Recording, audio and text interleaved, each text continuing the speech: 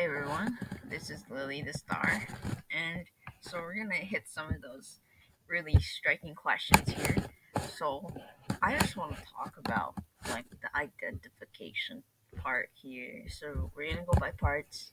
So, we're gonna start off with the identification, and I've heard some pretty unique roadblocks in some of these that some people are having trouble recognizing themselves because of religion.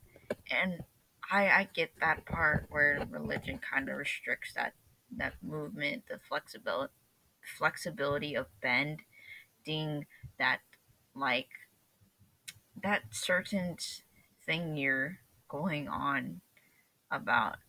And yeah, I've been in a position like that. I was like, yeah, I was actually baptized as a um, Roman Catholic, and I thought that religion was restricting my ability of being a lesbian, and it it really hit a line of my nerve that I didn't want to be restricted in a way that I felt uncomfortable. So, if you're really thinking that like your religion is going to be in the way, there's no problem with that. I'm absolutely happy that you are trying to be with your religion. But if you really want to converge yourself out of the the religion and trying to be who you are like I am, you, you try to connect the dots for yourself. Like you should try to strive to identify yourself in a way that you would understand. You don't identify yourself in a specific way. You do it on your own. It's like when you identify yourself, you're trying to find who you are inside. And some people do not know how to do that yet. And for the people who do not know how to do that, you try to go step by step, small steps first, and then you can take the big steps. Because if you take the big steps, then you're going to be lost in some parts. So let's start off with the small steps.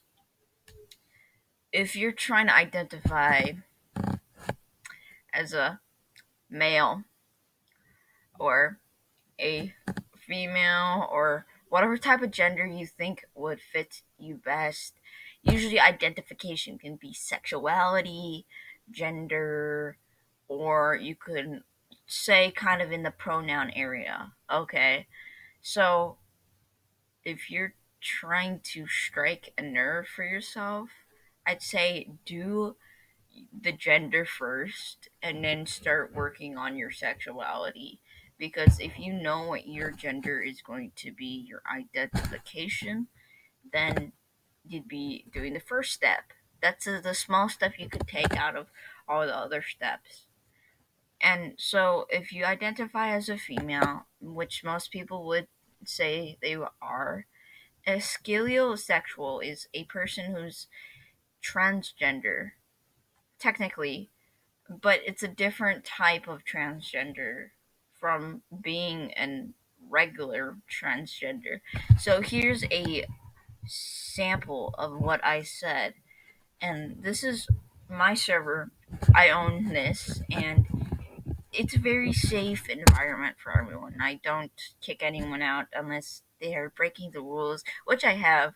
I do set some really strict ground rules because I've seen some terrible things and I don't like to talk about it. So here I'm going to talk about um what the identification process would be. So I just wanted to note that in the video. And there's going to be multiple videos about this because Screencastify is kind of a little wonky at times. So yeah. Uh so if you guys are wondering about your identification, you come to me about this. It's not going to be a very easy process for you unless you tell me what you're wanting to be. And next video, we're just gonna top it off with the sexuality part because I think if you get a valid idea of this. So,